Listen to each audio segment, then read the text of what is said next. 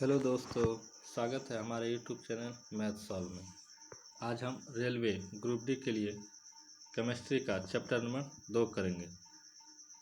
इससे पहले जो हमारे वीडियो नहीं देखे हैं वो हमारे चैनल पे जाके वीडियो को देख सकते हैं, और जो भी हमारे चैनल पर न्यू हैं वो हमारे चैनल को सब्सक्राइब कर लें और पीडीएफ के लिए हमारे टेलीग्राम चैनल मैथ सॉल्व से जुड़ जाएँ और वीडियो को लाइक, कमेंट एंड शेयर करें। तो चलिए स्टार्ट करते हैं आज का केमिस्ट्री का चैप्टर नंबर 2। चैप्टर नंबर 2 में है रासायनिक एवं भौतिक परिवर्तन। इसका हम ऑब्जेक्टिव क्वेश्चन करेंगे।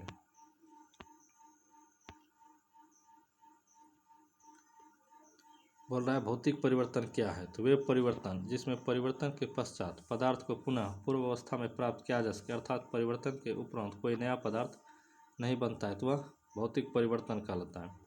रासायनिक परिवर्तन क्या है। तो वे परिवर्तन जिसमें परिवर्तन के पश्चात पदार्थ को पुनः पूर्व अवस्था में प्राप्त नहीं किया जा सके, अर्थात परिवर्तन के बाद एक या एक से अधिक नए पदार्थ बनते हैं, तो वह रासायनिक परिवर्तन कहलाता है।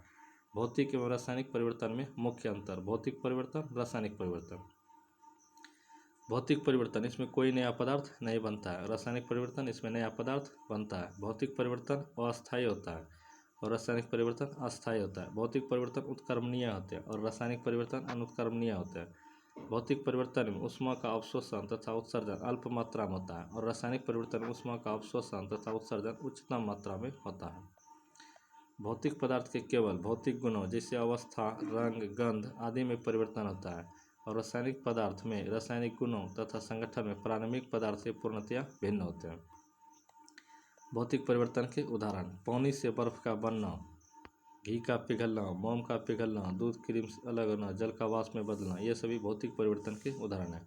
अवस्था: आयु का बढ़ना, बालों का सफ़ेद होना, फलों का पकना, सब्जी का उबलना, मोमबत्ती का जलना, दूध से दही बनना, लोहे में जंग लगना, ये सभी किसका उदाहरण है। तो ये सभी रासायनिक परिवर्तन का उदाहरण है। प्रिज्म से गुजरने पर श्वेत प्रकाश का 7 रंगों में विभक्त होना किस प्रकार का परिवर्तन है। तो यह भौतिक परिवर्तन है, फिजिकल चेंजेस। दुग्ध स्कंदन किस परिवर्तन का उदाहरण है। तो यह केमिकल चेंजेस का उदाहरण है।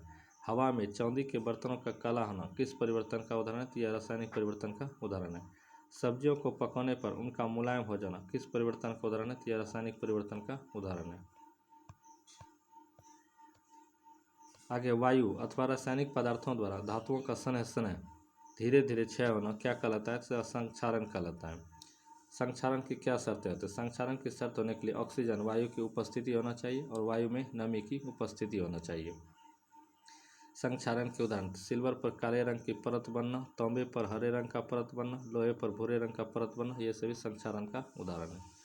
लोहे में जंग लगना कैसी अभिक्रिया है। यह ऑक्सीजन की उपस्थिति में होता है, तो इसलिए यह ऑक्सीकरण अभिक्रिया है।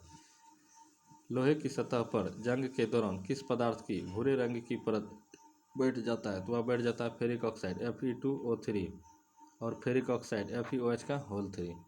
गैल्वेनीकृत लोहा क्या कहलाता है। तो जब लौह धातु पर जिंक धातु की परत चढ़ाते हैं, यह प्रक्रिया लोहे में जंग रोकने की प्रक्रिया कहलाता है। यह लोहे में क्या कहलाता है, जंग रोकने की प्रक्रिया कहलाता है, इसे गैल्वेनीकृत लोहा कहते हैं। जंग लगने से लोहे के भार में क्या प्रतिक्रिया होता है। तो भार में वृद्धि होती है। किन किन धातुओं का संक्षारण नहीं के बराबर होता है। सोना, प्लेटिनम, चांदी, ये सभी धातुओं का संक्षारण नहीं के बराबर होता है। तापमान व रासायनिक अभिक्रिया से संबंधित सही तथ्य क्या है। उच्चतर तापमानों पर रासायनिक अभिक्रिया तीव्रतर हो जाती है। उच्चतर तापमानों पर आणविक गति और द्रुत गति हो जाती है। जल अपघटन में ऊर्जा किस रूप में उत्पन्न होता है। तो वह ऊष्मा के रूप में उत्पन्न होता है। पाश्चुरीकरण की खोज किसने किया था। तो लुई पाश्चर ने किया था। पाश्चुरीकरण की क्रिया किससे संबंधित है। तो दुग्ध के निर्जमीकरण से।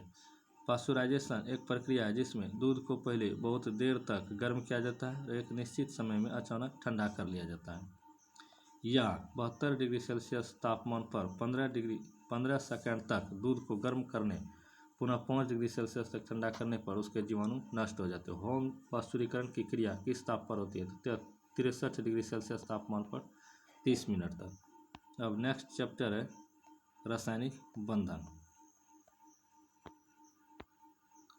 नेक्स्ट चैप्टर रासायनिक बंधन में बोल रहा है संयोजकता किसे कहते हैं। संयोजकता तत्वों के परमाणुओं के परस्पर संयोजन करने की क्षमता को क्या कहलाता है। संयोजकता कहलाता है। या किसी तत्व की संयोजकता उसके परमाणु की बाह्यतम कक्षा में उपस्थित इलेक्ट्रॉन की संख्या पर निर्भर करता है। किस संयोजकता किसकी पर निर्भर करता है? तो वह बाह्यतम कक्षा में उपस्थित इलेक्ट्रॉनों की संख्या पर निर्भर करता है।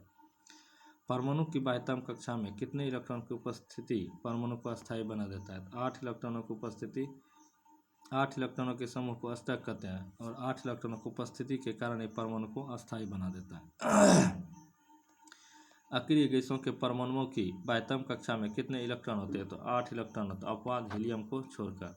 प्रकृति में पाए जाने वाले अक्रिय गैसों की संख्या कितनी है? तो 6 है। 6 कौन कौन से? हीलियम है, नियॉन है, आर्गन है, क्रिप्टन है, जेनॉन है और रेडॉन है।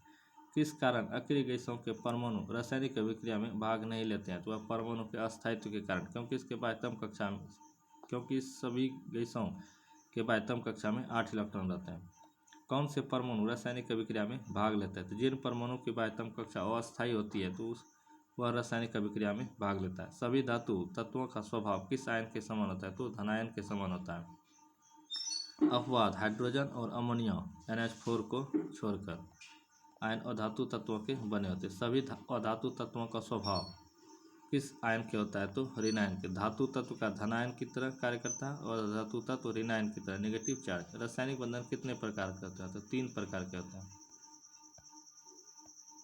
रासायनिक बंधन के प्रकार एवं उसकी विशेषता है। वैद्युत संयोजक बंधन या आयनिक बंधन, इसमें इलेक्ट्रॉनों के स्थानांतरण से बनने वाले बंधन होते हैं। आयन आपस में मजबूत आकर्षण बल द्वारा जुड़े होते हैं। ये बंध अदिशात्मक होते हैं। उदाहरण NaCl, यह बना होता है Na+Cl-, CaO Ca++O double-, CSO4 Cu++SO4 double-. इनके द्रव्यनांक व क्वथनांक उच्च होते हैं। सहसंयोजक बंधन, इलेक्ट्रॉनों की साझेदारी से बनने वाला बंधन सहसंयोजक बंधन। ये 3 प्रकार के होते हैं। एकल सहसंयोजन बंधन, द्विसहसंयोजन बंधन, त्रिसहसंयोजन बंधन। एकल सहसंयोजन बंधन जिसमें एक इलेक्ट्रॉन भाग लेता है तो वह एकल सहसंयोजन बंधन होता है। जैसे हाइड्रोजन के बीच एकल बंध है या H2O बना। द्विसहसंयोजन, इसमें डबल बॉन्ड है या द्विसहसंयोजन। N3 में N ट्रिपल बॉन्ड है या त्रिसहसंयोजन बंध। इनके द्रव्यनांक व क्वथनांक निम्न होते हैं। इनके बंध दिशात्मक होते हैं। अब है उप सहसंयोजक बंधन। इलेक्ट्रॉन युग्म एक ही परमाणु में प्राप्त होते हैं। इलेक्ट्रॉन प्राप्त करने वाले दाता व ग्रहण करने वाले ग्राही कहलाते हैं। NH3+HCl NH4Cl। इलेक्ट्रॉन की निर्जन जोड़ी क्या तात्पर्य? इलेक्ट्रॉनों का एक ऐसा जोड़ा जो किसी बंध के बनने में भाग नहीं लेता है। उदाहरण H2O के बनने में ऑक्सीजन परमाणु के पास 2 जोड़े इलेक्ट्रॉन शेष रह जाते हैं। अब है सहसंयोजक यौगिक एवं उनकी आकृतियाँ। सहसंयोजक यौगिक ज्यामितीय आकार बंधन कोण। सल्फर हेक्साक्लोराइड अष्टफलकीय होता है और बंधन कोण 90 डिग्री होता है। क्यूप्रानियम आयन यह वर्गाकार समतलीय होता है, 90 डिग्री होता है बंधन कोण। हाइड्रोजन सल्फाइड कोणीय होता है, 92 डिग्री बंधन कोण। जल एक सहसंयोजक यौगिक का उदाहरण है और यह ज्यामितीय आकार कोणीय होता है और इसका बंधन कोण 105 डिग्री होता है। फॉस्फीन का बंधन कोण 107.5 डिग्री होता है और पिरामिड होता है। अमोनिया यह पिरामिड होता है, बंधन कोण 109 डिग्री होता है। मिथेन चतुष्फलकीय होता है, 109.28 डिग्री होता है। कार्बन टेट्राक्लोराइड चतुष्फलकीय होता है, 109 डिग्री 28 मिनट होता है। सल्फर डाइऑक्साइड कोणीय होता है, 119.5 डिग्री होता है। एथिलीन इसका आकृति तलीय होता है, बंधन कोण 120 डिग्री होता है। कार्बन डाइऑक्साइड यह एक रेखिक होता है और बंधन कोण 180 डिग्री होता है। एसिटिलीन यह आकृति एक रेखिक होता है, बंधन कोण 180 डिग्री होता है। वह यौगिक जिनमें सहसंयोजक और आयनिक बंधन दोनों होते हैं तो वह कौन सा है? तो वह है sodium hydroxide NaOH, hydrogen cyanide HCl, sulphuric अम्ल H2SO4, कैल्शियम कार्बोनेट HCaCO3। वह यौगिक जिनमें सहसंयोजक व उपसहसंयोजक दोनों बंध बनते हैं तो वह है carbon monoxide CO, ozone O3, nitric अम्ल HN3। वह यौगिक जिनमें वैद्युत संयोजक, सहसंयोजक व उपसहसंयोजक तीनों प्रकार के बंध होते हैं। Ammonium chloride NH4Cl, ammonium bromide NH4Br। किसी तत्व के तुल्यंकी भार तथा संयोजकता का गुणनफल किसके बराबर होता है? तो वह परमाणु भार के बराबर होता है। तुल्यंकी भार माइनर तुल्यंकी भार किसे कहते हैं? तो द्रव्यमान की वह मात्रा जो रेडॉक्स अभिक्रिया में 1 मोल इलेक्ट्रॉन से अभिक्रिया करता है तो वह तुल्यंकी भार कहलाता है। रेडॉक्स अभिक्रिया किसे कहते हैं? तो वह रासायनिक अभिक्रिया जिसमें एक पदार्थ का ऑक्सीकरण व दूसरे पदार्थ का अपचयन होता है तो वह रेडॉक्स अभिक्रिया कहलाता है। जैसे Zn Cl++, ZnCl, इसमें 2 इलेक्ट्रॉन के त्याग और कॉपर में 2 इलेक्ट्रॉन की प्राप्ति। ऑक्सीकरण अपचयन दोनों अभिक्रिया साथ साथ हो रहा है, यह रेडॉक्स अभिक्रिया का उदाहरण है। वे कौन से पदार्थ हैं जो ऑक्सीकरण एवं अपकरक दोनों की तरह व्यवहार करता है? तो वह hydrogen sulphide, hydrogen peroxide H2O2, sulphur dioxide SO2, nitric अम्ल HNO2। यह ऑक्सीकरण एवं अपकरण दोनों की तरह कार्य करता है। किस कारण पुरानी किताबों का कागज भूरा होता है? सेलुलोज के ऑक्सीकरण के कारण। ऑक्सीकरण व अपचयन अभिक्रिया। ऑक्सीडाइजेशन रिएक्शन वह रासायनिक अभिक्रिया जिसमें परमाणु या आयन इलेक्ट्रॉन का त्याग करके उच्च विद्युत धनात्मक अवस्था या निम्न विद्युत ऋणात्मक अवस्था को प्राप्त करता है, तो वह ऑक्सीकरण कहलाता है। उदाहरण ऑक्सीजन O3 आदि। अपचयन या अवकरण अभिक्रिया वह रासायनिक अवस्था जिसमें परमाणु या आयन इलेक्ट्रॉन ग्रहण करके निम्न विद्युत धनात्मक अवस्था या उच्च विद्युत ऋणात्मक अवस्था को प्राप्त करता है, तो वह अवकरण कहलाता है। अपचयन या अवकरण कहलाता है। उदाहरण हाइड्रोजन सल्फाइड H2S आदि। अब है नेक्स्ट चैप्टर, चौथा नंबर, अम्ल, क्षार एवं लवण।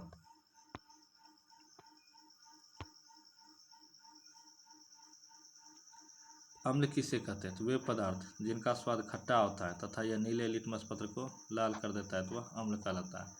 आर्हेनियस के अनुसार अम्ल वह पदार्थ है जो जल में घुलकर हाइड्रोजन आयन देता है, वह अम्ल कहलाता है। ब्रॉन्स्टेड लौरी के अनुसार अम्ल वह अणु या आयन है जो प्रोटॉन देने की क्षमता रखता है। लुईस एसिड किसे कहते हैं? यह एक रासायनिक अभिक्रिया है जो अन्य रासायनिक यौगिक से एक जोड़ी इलेक्ट्रॉन को स्वीकार कर सहसंयोजक बंध बनाता है, जैसे AlCl3। AlCl3, BF3, NH3 व FeCl3 में से कौन सा यौगिक लुईस अम्ल नहीं है? NH3, यह एक लुईस बेस है, क्षार है। परंपरागत बैटरियों में कौन सा अम्ल घोलीय होता है? तो वह है सल्फ्यूरिक अम्ल H2SO4। लेड संचायक बैटरी में किस अम्ल का प्रयोग होता है? तो वह सल्फ्यूरिक अम्ल का। कौन सा दुर्बल अम्ल पानी में घुलने पर हाइड्रोजन आयन प्रदान करता है? तो वह है एसिटिक अम्ल। सभी अम्ल के लिए सामान्य तत्व कौन सा है? तो वह है हाइड्रोजन। प्रबल अम्ल के विलयन में क्या होता है? तो ज़्यादातर आयन होते हैं। कॉपर सल्फेट का जलीय विलयन किस लिटमस पेपर को लाल कर देता है? तो वह नीले लिटमस पेपर को लाल कर देता है। वे अम्ल जिनमें हाइड्रोजन के साथ अन्य अधात्विक तत्व होते हैं क्या कहलाता है? हाइड्रासिड्स व अनॉक्सी अम्ल कहलाता है। किस अम्ल में ऑक्सीजन नहीं है? हाइड्रोक्लोरिक अम्ल में। क्या कारण है कि हाइड्रोक्लोरिक अम्ल को कांच की बोतल में नहीं रखा जाता है? क्योंकि यह कांच की सिलिकॉन डाइऑक्साइड से अभिक्रिया नहीं करता है। यदि धवन सोडा को अल्प मात्रा में लगभग 1 ml तनु HCl अम्ल मिलाते हैं तो क्या प्रतिक्रिया होता है? CO2 गैस बुदबुदाहट के साथ निकलती है। रासायनिक उद्योग में कौन सा अम्ल मूल रासायनिक अम्ल माना जाता है? तो वह है सल्फ्यूरिक अम्ल H2SO4। सौंद्र अम्ल को तनु बनाने हेतु क्या करना चाहिए? तो जल में सौंद्र अम्ल डालना चाहिए। अम्ल से संबंधित सही तथ्य है। सल्फ्यूरिक अम्ल को तनु बनाने के लिए पानी में अम्ल मिलाया जाता है, न कि अम्ल में पानी। पानी की विशिष्ट ऊष्मा बहुत अधिक होती है। कौन सा पदार्थ गैस्ट्रिक अम्ल के एक संगठन के रूप में पेट में स्रावित नहीं होता है? तो वह सल्फ्यूरिक अम्ल। पानी में घुलने पर कौन सा एसिड कम H+ आयन देता है? CH3COOH एसिटिक अम्ल। इथेनॉल को ईथेन में परिवर्तित करने हेतु डिहाइड्रेजिंग एजेंट के रूप में किसका उपयोग होता है? सौंद्र सल्फ्यूरिक अम्ल का। एक्वारेजिया घोल किसे कहते हैं? सौंद्र हाइड्रोक्लोरिक अम्ल व सौंद्र नाइट्रिक अम्ल HCl, 3HCl और HNO3 का एक अनुपात मिलाने पर प्राप्त मिश्रण को एक्वारेजिया घोल कहते हैं। सोना व प्लेटिनम को किस विलयन में घोला जाता है? तो एक्वारेजिया घोल में। स्वर्णकारों द्वारा इस घोल का उपयोग किया जाता है। कॉपर सल्फेट CSO4 × 5H2O का जलीय घोल किस कारण अम्लीय होता है? क्योंकि इसका जल अपघटन होता है। जल अपघटन में ऊर्जा किस रूप में उत्पन्न होता है? तो ऊष्मा के रूप में। जल में कार्बन डाइऑक्साइड प्रवाहित करने पर बने सोडा वाटर की प्रकृति कैसी होती है? तो अम्लीय प्रकृति होती है। इसका उपयोग शीतल पेय पदार्थों के रूप में किया जाता है। चूने का पानी किस कारण दूधिया हो जाता है? तो कार्बन डाइऑक्साइड के कारण दूधिया हो जाता है। किसमें ऑक्सीजन अनुपस्थित रहता है? केरोसिन में। क्योंकि केरोसिन अर्थात मिट्टी का तेल हाइड्रोकार्बन का मिश्रण होता है जिसमें कार्बन तथा हाइड्रोजन के यौगिक होते हैं। पानी की टंकी में लगे फंगी को नष्ट करने हेतु किस रसायन का इस्तेमाल किया जाता है? तो कॉपर सल्फेट का। फसलों की सुरक्षा हेतु कवकनाशी के रूप में भी इसका प्रयोग होता है। वह कौन सी गैस है जो जल में शीघ्रता से घुल जाता है? जलीय घोल में लाल लिटमस नीला हो जाता है, HCl के साथ सफ़ेद ध्रुव बनाता है, तो वह है अमोनिया गैस। अम्लीय वर्षा किसे कहते हैं? जब वायुमंडल में उपस्थित कार्बन डाइऑक्साइड, सल्फर डाइऑक्साइड और नाइट्रोजन ऑक्साइड जैसी गैसें वर्षा जल के साथ घुलकर क्रमशः कार्बनिक अम्ल, सल्फ्यूरिक अम्ल व नाइट्रिक अम्ल के रूप में पृथ्वी पर पड़ती है तो उसे अम्लीय वर्षा कहते हैं। अम्लीय वर्षा का पीएच मान कितना होता है? 5.6 से कम होता है। जब चींटियां काटती है तो कौन सा अम्ल अंतःक्षेपित करता है? तो फॉर्मिक अम्ल। अम्ल से संबंधित सही तथ्य: फॉर्मिक एसिड एसिटिक एसिड से अधिक तेज अम्ल है। फॉर्मिक अम्ल ऑर्गेनिक एसिड है। खुले में रखा दूध कुछ समयोपरांत किस कारण खट्टा हो जाता है? तो लैक्टिक अम्ल की उपस्थिति के कारण खट्टा हो जाता है। दूध का औसत पीएच मान कितना होता है? 6.4 से 6.8 तक। नींबू किस कारण खट्टा होता है? तो साइट्रिक अम्ल के कारण। लिटमस विलियन क्या है? यह बैंगनी रंग का रंजक होता है जो थैलोफाइटा समूह के लाइकेन पौधे से प्राप्त किया जाता है। यह एक प्राकृतिक सूचक होता है। लिटमस विलियन का वास्तविक रंग क्या होता है? जब यह न तो अम्लीय है और न ही क्षारीय है, यह बैंगनी रंग का है। प्रमुख प्राकृतिक अम्ल एवं उनके स्रोत तथा उपयोग। एसिटिक अम्ल, इसका उपयोग है सिरका तथा शराब में। विलायक के रूप में सिरका निर्माण में एसीटोन बनाने में उपयोग किया जाता है। फॉर्मिक अम्ल कहाँ से प्राप्त होता है? तो चीनी के डंक व बर्रे के डंक में। जीवाणुनाशक के रूप में फलों को संरक्षित करने में। साइट्रिक अम्ल नींबू कुल के फलों में दांतों को साफ करने, खाद्य पदार्थों व दवाओं के निर्माण में। लैक्टिक अम्ल दही में। ऑक्जेलिक अम्ल पालक में, सारेल के वृक्ष, टमाटर में। फोटोग्राफी कपड़ों की छपाई व रंगाई, स्याही के धब्बे हटाने व चमड़े के व्यंजक के रूप में प्रयोग किया जाता है। एस्कॉर्बिक अम्ल का इसका स्रोत है आंवला, नींबू कुल, सिट्रिक के फलों में एस्कॉर्बिक अम्ल पाया जाता है। टार्टरिक अम्ल या इमली, अंगूर, कच्चे आम इत्यादि में टार्टरिक अम्ल पाया जाता है। बेंजोइक अम्ल दवा व खाद्य पदार्थों के संरक्षण में उपयोग किया जाता है। नाइट्रिक अम्ल औषधि, उर्वरक, फोटोग्राफी व विस्फोटक पदार्थों का निर्माण में किया जाता है। क्षार किसे कहते हैं? तो वे पदार्थ जिनका स्वाद कड़वा होता है तथा ये लाल लिटमस पत्र को नीला कर देते हैं तो वह क्षार कहलाता है। आर्हेनियस के अनुसार वे पदार्थ जो जल में घुलकर हाइड्रोक्सिल आयन देते हैं तो वह क्षार कहलाता है। ब्रोंस्टेड लौरी के अनुसार वे अणु या आयन जो प्रोटॉन लेने की क्षमता रखता है तो वह क्षार कहलाता है।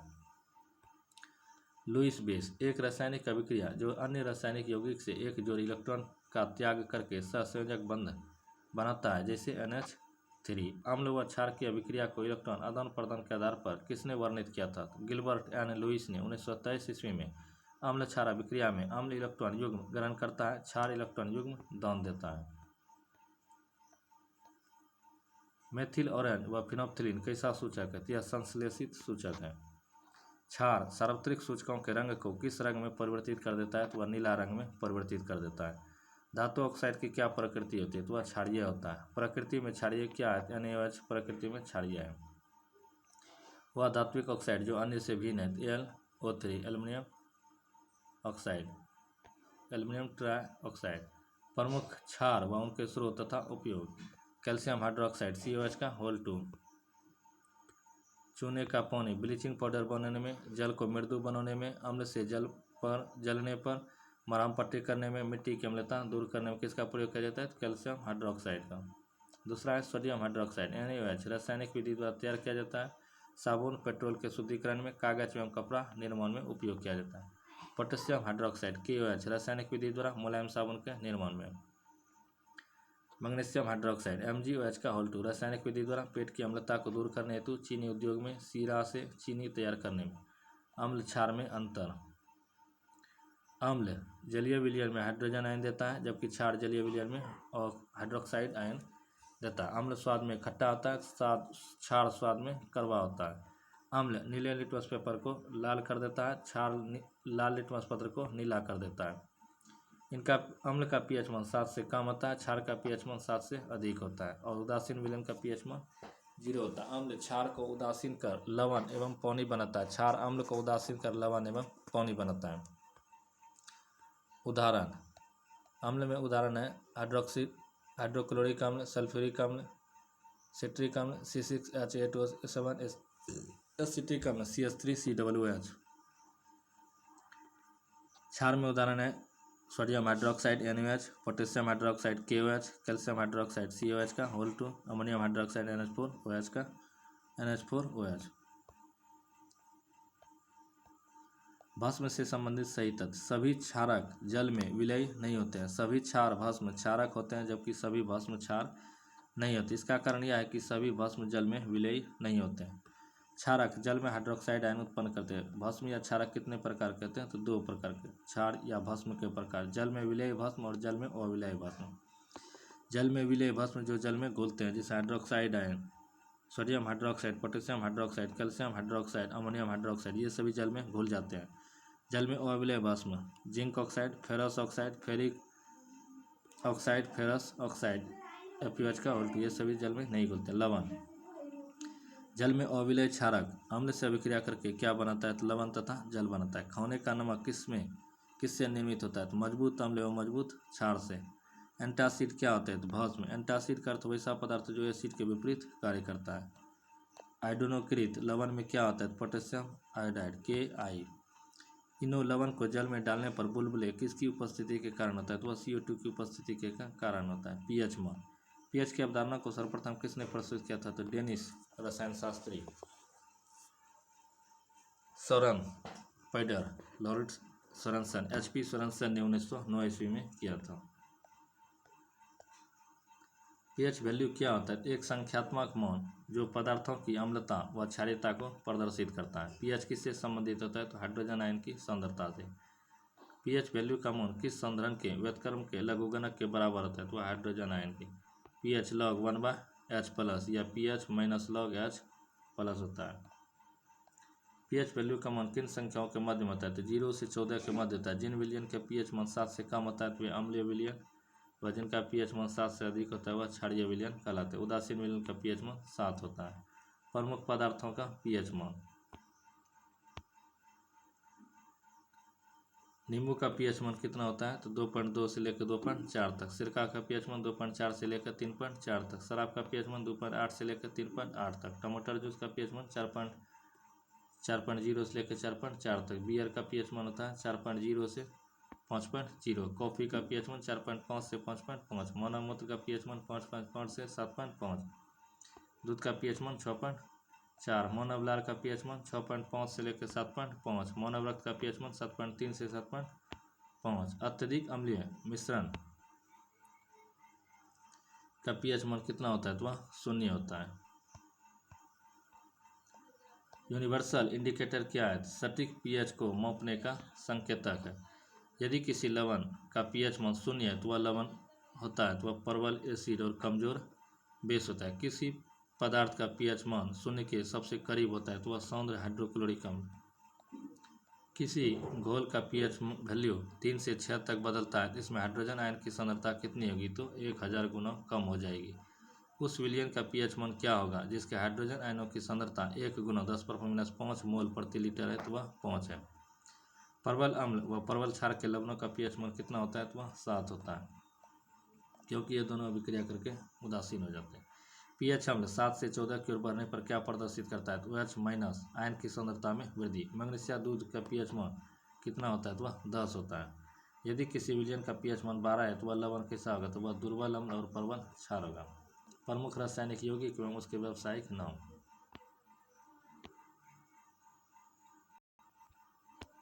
वाशिंग सोडा का रासायनिक नाम क्या है? सोडियम कार्बोनेट या इसे धवन सोडा भी कहते हैं। Na2CO3 × 10H2। Caustic soda NaOH यह है सोडियम हाइड्रोक्साइड। नीला थोथा CSO4 × 5H2। Copper sulphate. Hypo यह sodium thiosulphate. Bleaching powder calcium oxychloride. Baking soda या खाने वाला soda NaHCO3 sodium bicarbonate. Plaster of Paris CSO4 × 1/2H2। Calcium sulphate hemihydrate. Epsom salt magnesium sulphate MgSO4। उर्वरक potassium sulphate K2SO4। Photography potassium bromide KI KBr2। Bakery potassium tartrate. बारूद potassium nitrate KNO3। Next chapter है 5 number, जिसको हम कल करेंगे। तो मिलते हैं कल नेक्स्ट वीडियो के साथ। जय हिंद, जय भारत।